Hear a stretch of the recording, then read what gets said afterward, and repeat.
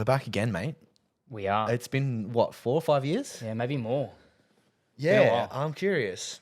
So for context, Joe and I used to run a podcast together. Sorry, before that, we used to run individual podcasts. Oh, that's correct. That's how we originally met. That's correct, yeah. Mine was really good, so you reached out and you wanted to join one. Pretty much, because mine sucked. Nah, yours is, you gave the Stuart Weems vibe, dog. That's why I think we're jammed, yeah. That's a compliment. Yeah, Love you, shoot. I liked it. But yeah, I think our last podcast together was 4 or 5 years ago. It was, yeah. Since then, you've been working for the man. Yep. You're still working for the man. Just a different man. Better booking one. But welcome to the Property Strategy Podcast. We've been sitting here for the last half an hour trying to think of some sort of slogan. And then we just realized that we actually don't need one. Yeah. So we used to listen to podcasts and be like, no, like the 10 to 20 second jingle or whatever, you'd always skip past it. The big goal of what we want to be able to achieve through this podcast is just to help people understand what it takes to build out a portfolio and not just make rational decisions, not make silly decisions, actually sit down and analyze what they want out of their portfolio before they even begin. It's something that I wish I had when I first started. Like, Agreed. there was some good podcasts around when we were both starting, right? There was. Podcasting was in its infancy. But I think there was nothing really tied around talking about the ins and outs of building a portfolio itself. Is all around like individual assets, what to buy, where to buy, do next, all that sort of stuff, and terminology and stuff like that. But there was nothing really around, hey, just take a second and think about what you want to build out of this portfolio before you actually go and execute on things. Yeah, overall bigger picture. Correct. So you don't necessarily have to be starting out to listen to this. Ideally, you haven't bought a purchase before you've done this, so you can get a good grasp of things. But yeah, our whole agenda of what we want to be able to get at this is just for you to take a second, think about building out that portfolio over the long term before you make that next decision. Because as Joe and I both have made mistakes in our portfolio, they can be quite costly and expensive and could take 2 to 3 to 4 years worth of growth or wealth building out of your portfolio journey. So hopefully it just gives you a little bit more clarity around what to do next and make better decisions. Yeah, 100%. And I know for yourself and me personally, having invested for over a decade, we've seen the highs, we've seen and unfortunately felt the lows, and it can be a pretty costly exercise getting in and out of property. So we're hoping that you can learn from mistakes from not only ourselves, but others gone past from what we see and do day in, day out. Yeah, so I started investing. My first purchase was in 2016, so not at the decade yet, but I'm 1 year off. When was your first purchase? 2015. Nice. So you are I've hit my 10-year anniversary. Let's celebrate.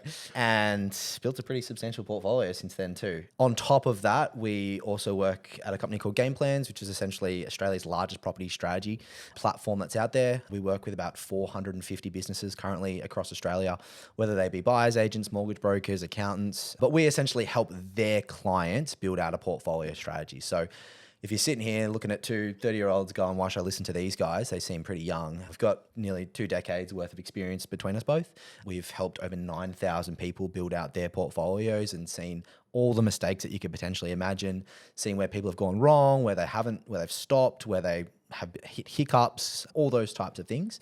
Having come to this podcast in this space with the experience that we've got working with as many clients as we have, we've seen everything from just starting out to someone right at the other end of the spectrum and everything in between. So we can take what's worked from these guys down this end of the spectrum and help the younger ones apply that to their portfolio, learn the mistakes, learn what's worked and what hasn't worked from these people to try and get them to the end outcomes. Hopefully what we can bring to you guys, and not only in terms of that kind of broader spectrum, but also working with individual partners, each with their own individual investment philosophies. We can show you the good, the bad, the not so great necessarily, as to what's worked across many different businesses and the individual clients within those businesses as well. It's a really good point, because I think there's like the space in itself has become really good at marketing. Like everyone's out there trying to sell essentially their services, right? Which is essentially a product. And sometimes a byproduct of that is marketing or promoting things that aren't necessarily, I wouldn't say not ethical, but like they're trying to show you why they're better. And in order to show you why they're better, they say certain things like you can buy 10 properties in 10 months. And it's not realistic. It's just a way of saying we can achieve these things for you. And sure, if you have a certain amount of income, if you're earning $1 million a year, you probably can do it. But some people will see that advertisement and go, mate, I'm earning 150 grand a year. I want to be able to do that. And you get misled in terms of what your ability to be able to do. And amongst that, against all the 450 partners that we work with, they all have their different strategies, even if they are ethical, right? Some of them will be really high cash flow. Some of them will be really high capital growth. Some of them will be buy high growth assets, pull out borrowable equity and live off borrowable equity. bit of a riskier play. Don't get too far ahead of yourself. We're going to cover this off in the later podcast. Joey and I always have this bad habit of like just going through whinges. But long story short, everyone has their different ways of building out a portfolio. And so we want to talk to all of them in these episodes. I think we don't really want to say that one way is necessarily right and one is wrong, but maybe Correct. just give you the information, give you how that kind of strategy would work. And then you guys can go out there and make your own informed decisions. Because ultimately, at the end of the day, that really comes down to what are you trying to get out of this? Yeah. Because that might help dictate what kind of strategy you go down. And strategies might pivot as well. It almost pivots and changes every other year. Completely. Yeah, 100%. And you want different things at different stages of life as well. And so I just think you might be the person that can buy 10 properties in 10 months. And we really want that for you. But if you have seen an advertisement like that and you think it's something that you can do, we want to also highlight where are the lines in that, where do people get stuck, where do people get caught? And before you go and execute on the start of that strategy, which might be go and buy 3 properties so that you can go buy the next 7, we want to be able to say, okay, here's all the places that you'll get stuck. Think about these before you go and execute at the start of that strategy, because it might not actually be what you want. I think that's a really important kind of topic as to what we wanted to cover out of the initial podcast here today. And it often is overlooked and people are just thinking around, I've got X amount of dollars of borrowing capacity. Now I'm just going to go and buy a property. And maybe that is not necessarily the right fit to maybe max out and go and spend everything, because that one finite resource that we tend to overlook is exactly that, borrowing capacity. Yeah.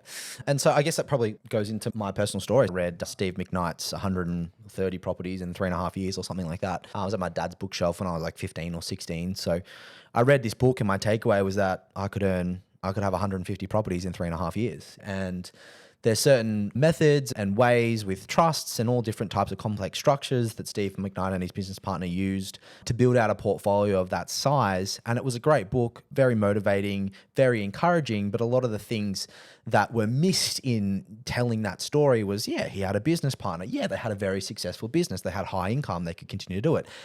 The time I read the book, it was like 15 years old. And even before then, the way they built the portfolio was built 10 years prior to that. So the story or the theory that I was reading was essentially 25 years old at that point in time. And so a lot of the structures and tax systems and everything else that they utilize were now a little bit different. And so I got this misunderstanding. But my biggest takeaway is, okay, I just need to go buy property. Over the course of 3 or 4 years, I went out and bought 3 assets. And I went to go for number 4, went back to the bank and said, hey, can I get... Bank or broker? Broker, sorry, good clarification. And they essentially said, you can't borrow anymore. And I was like, what do you mean? Steve Ignite's got 150 of these things. I've got a deposit. Yeah. Why can't I go? The cash is there. Why can't I go again? And they essentially said, well, you capped out on your borrowing capacity limit. And what your borrowing capacity is essentially how much a bank will allow you to borrow based on their risk assessment. So if you're earning, generally as a rule, if you're earning $100,000 a year, for example, you can borrow roughly around 6 times your income. So you should be able to borrow up to around $600,000. And so most people, if you, let's say you had a $100K deposit for that scenario, you could buy a $700K house with a $600K debt, you're pretty much capped, right? And it's just not something that I was taught early on. I just thought I could keep accumulating as long as I had the deposit. If I set these things up in trusts and they were cash flow positive, and I could just keep going again. And yes, there's still ways of doing that today. It's just the way that I structured my portfolio. I looked at setting up a tax structure. I actually set up a tax structure for my second property. But then when it came to my third, I was like, it was $3,000 to set up the trust. And then you've got all these ASIC fees. And I was like, is it really worth it? Don't know. So then I bought my third in my personal name again. The strategies that I could have executed or could have triggered, I didn't set up properly and was ultimately capped. And look, everyone's going to be capped by their income, regardless of what really intricate strategies or scenarios that you try and set up. But I just wish someone had sat me down before I went and executed on the 3 purchases that I did, because to be completely transparent, they're probably not the best possible assets that I could have bought.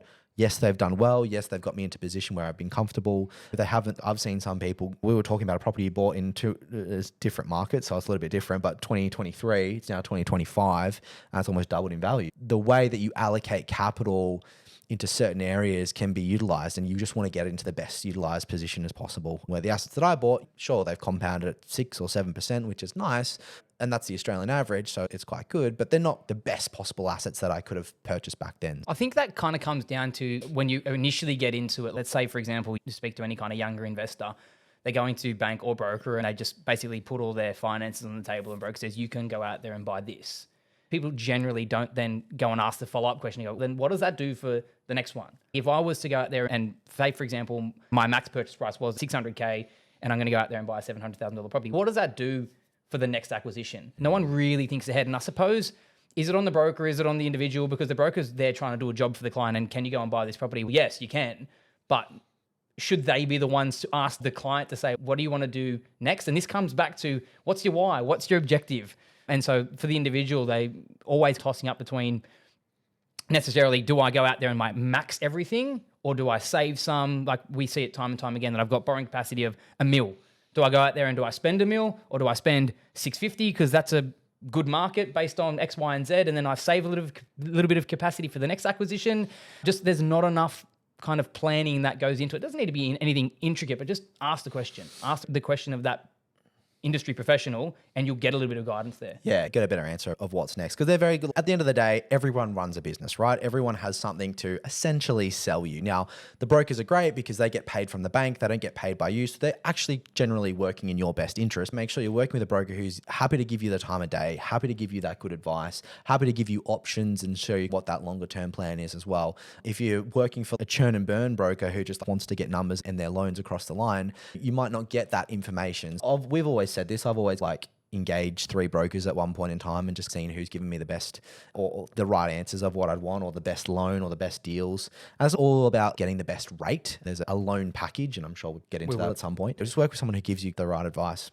And ultimately, I was almost being critical of them in that space. It's not, because who are they to know what you want to do? It should be you as the individual to let them know about what your plan is. Hey, Mr. and Mrs. Broker, I'm here looking to build out a portfolio. I don't just want to come in and buy one asset. I'm thinking about the bigger picture here, and maybe I want to think at least one step ahead. Yeah, I guess what we're saying is don't think too much about the short term. Always try and think about the long term, because it's easy to have that same scenario where you can buy a 700K purchase and go, awesome. And this is what I did is when we got our second loan approval, we're literally walking to dinner one night, and on our way to dinner, I love this story. we saw a for sale sign, and You're going to a Thai restaurant. Yeah, I love that you know this story. That's crazy. And I was listening to all the podcasts at the time. I was listening to all the experts, and they're all buying this close to the CBD as you possibly can. Purchase this in Melbourne in a place called Strathmore, which is probably 20 minutes from the CBD. Good area, on the way to the airport, all that sort of stuff. And they're all saying, if you're going to buy a unit, I think our approval was 450K or something like that. Buy an Art Deco block, make sure there's no more than 12 in the block, and just all these very topical things. And I love everyone in the industry, and very high respect to everyone in the industry. They were also, the people that I was listening to were buyers agents that were buying in that market. And again, this is why everyone has an agenda at some point in time. And I think it's just about being aware of that agenda. Long story short, I went out and bought this asset. Between now and then, we've had a retaining wall fall out the back, which has cost me a fortune to fix. It's been a nightmare with strata because it's an old block. Not to mention the sluggish growth. We've had electrical issues because there's still an electrical pole that runs behind my unit onto the adjacent block, which is on a different street. So now they have to Gemini have to rip out the pole and then put underground. There's been so many complications of these Art Deco old type of establishments. Not that I say buy brand new, but we've ran into complications. On top of that, the Melbourne market's done, excuse my French, but fuck all for the last 10 years. And every market goes through their cycle. Hopefully Melbourne, I know a lot of people are talking about Melbourne at the moment. So next time in the sun now. It will eventually come back to the norm, but that has cost me because I can't extract borrowable equity, or as much borrowable equity out of that as I possibly can, where I look at people that, and I would never personally invest in really regional areas myself, but I've seen people that have bought assets 2 or 3 years ago and the properties are doubled in value. And I'm thinking, bloody hell, I can't even pull $100,000 out of this thing, and people are making $500,000. It comes back to that finite resource, right? It's that borrowing capacity piece. It's the opportunity cost in this circumstance. We're hoping that there's going to be some growth on the horizon now. Correct. So again, that was an emotional purchase for us. And so we want to also be able to help you take the emotions out of the picture. Just look at the numbers, because we're the numbers people. And look, emotion can live there, but emotion should live where there's owner-occupier, right? Yeah. And that's where definitely, yes, I get it. You want to make sure that but was that ever going to be your principal place of residence? No. Exactly. We did live there for a stint, but it was never going to be it's a 2-bedroom. Yeah. It's not a long-term home. But it was nice to be closer to family at the time. Yeah. So there is the emotions come into play with that as well. And so realistically, all we're trying to do out of this podcast is help you think about what your end goal is. That purchase was emotional. It served a purchase at a time, but it has had an opportunity cost. I haven't had enough growth come out of it. And does it suit my end goal? Not at all. There's actually been nothing in that individual asset that has got me closer towards my end goal. Apart from that kind of 18 months or whatever it was that you were living in the property. But that's, again, not starting with that end goal in mind, if you had have had the foresight to go, okay, what am I doing with this portfolio? Why am I building this portfolio? And I don't want to put words in your mouth, but maybe that property didn't live in the portfolio, right? Correct. Even now, like there's no purpose for it. It just sits there. Like sure, it brings in rent, hasn't really grown, but it's just an asset in the portfolio. It doesn't take me any closer towards my goal unless I have a 30-year plan to just sit and hold, Yeah. which at the time is probably what I was wanting to achieve. Yep. But this is why we talk about strategy changes. That you have different things out that you want out of the portfolio long term. If only there was a dynamic platform that allowed you to, no, I'm not. I'll pay you later. So yeah, we want to help you figure out what that end goal is first. It's kind of what we'll get into the next episode. But really, Just before we move on from that, if I can, and I hope I'm not stabbing any open wounds here, but if we can delve into a little bit more, what is the plan with it? Because, for example, if you're to sell the property, there's obviously, I'm sure we'll chat to this in a second as well, but there's high selling costs, there's high re-entry costs. Like, what's the play with this one? And yeah, short, medium, long term? yeah, so I went the opposite direction. When the bank said you can't borrow anymore, I went, I'm going to increase my income. And so each individual asset does it like, I still want them there because they're great and they're growing and they're doing things, but I just went, all right, I want to borrow more. So how do I do it? So if I was stuck in a job that I loved and I didn't want to change career, but there wasn't a way to, increase my income, it's a dead asset in the portfolio. Like it doesn't serve a purpose other than just sit there. And at that point in time, if we wanted to upgrade the principal place of residence or move into a nicer home, I would have to sell it. Yeah. And that's exactly what you were saying. The transaction costs in property are so expensive. It's essentially 6% to buy in, plus buyer's agents fees and everything else that comes along with it,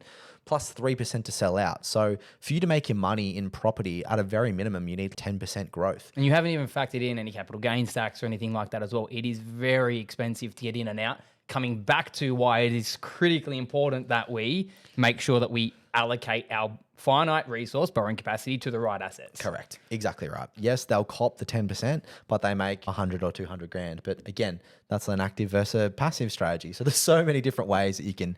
And I hope we unpack most of that in these kind of first introductory episodes. Yeah, 100%. So yeah, that's like who we are, what we're doing, why we're doing this podcast. We're going to do a whole range of different things. Obviously, Joe and I will do episodes together. Joe's going to be interviewing a lot of our partners as well. So again, we've got about 450 of those that we work with across Australia, some of the biggest businesses in the country. We want to get everyone's take on their strategy, why they do it. And that's it, right? So coming back to what we said before, because so many of the great partners that we do work with have very different investment philosophies. I'd love to bring them on, hear from them. What is that? Tell us about that.